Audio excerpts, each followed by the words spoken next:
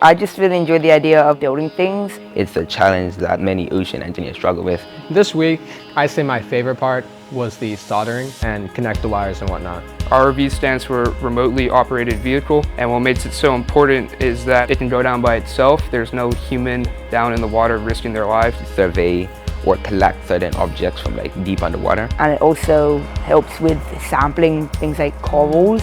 My favorite part of the week would be designing and building the ROVs.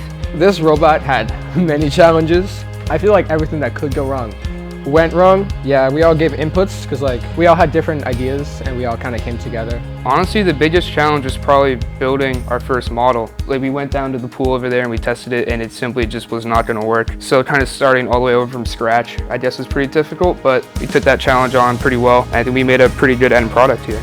And working on it as a group with certain teams is definitely an experience. I feel BIOS is important for my career research. Well, it is the scientific organization in Bermuda for ocean studies, where you can learn a lot of things about the ocean just being around here talking to scientists, but as well as doing their programs. Programs like this, it provides me with the opportunity to be able to make stuff and test it out, or even just doing waterproofing epoxy is something that I would not naturally attempt to do at home. We are the Flying Dutchmen. We are Nautica. We are the neutralizers. We are the Espada.